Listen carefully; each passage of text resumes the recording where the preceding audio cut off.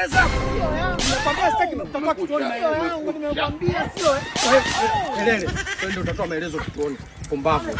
Kelele. Kimya. Nikwambia wewe mtoto, nikwambia utapeli wako una mwisho. Unapigwa bwana au kwenda hivi. Wewe usimpige. Unapigwa. Wewe mimi nikwambia wewe utakandisha. Wizi wako una mwisho. Wizi wako una mwisho. Afande sikia. Huyu mimi ana simu yangu nilimuuzia. Aje nimalizie langu hadi leo. Huyu ana simu. Hadi leo aje nimalizie langu afande. Hebu usimpige sasa. Yuko kwenye sheria, yuko kwenye mkono wa simu naye afande. Na si wewe namba yangu au nipe nani simu yangu? Huyo hapo. Ngoja. Hii simu yako. Ya huyu. Sawa hivyo nyinyi nakwambia simu ya huyu. Haina shida. Yaani kesi ya kunyongwa kabisa. Naona kabisa unanyongwa.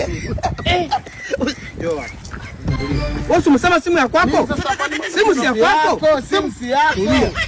Yaani hii simu ni ya wizi. Kwa sisi tumetrack, tumekuta kwa huyu, kumbe mwizi ni wewe. Wewe ndio mwizi. Wewe ndio mwizi. Wewe umesema ya kwako. Ngoja nimalizane naye. Afande huo uonevu. Ulipokuwa mpumbavu. Afande huo uonevu. Umekuta application zote.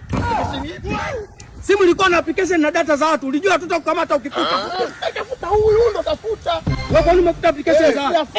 Mimi amenipa hiyo simu ilikuwa na application moja ya BetPawa. Nikawa nacheza dubwi. Umeona ilivyokuwa mongo? Nacheza dubwi?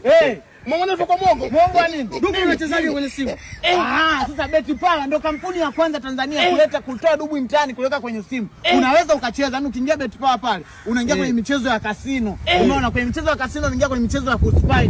Pale kuna madubu kibao na unaingiaje kwa kutumia application www.betpawa.co.tz. Ukishaingia unafuata hizo process unacheza. Apande na kuzuga. Wewe simu ya kulia, simu ya sasa wewe kesi yako imeisha. Bwana huo unaondoka peke yako.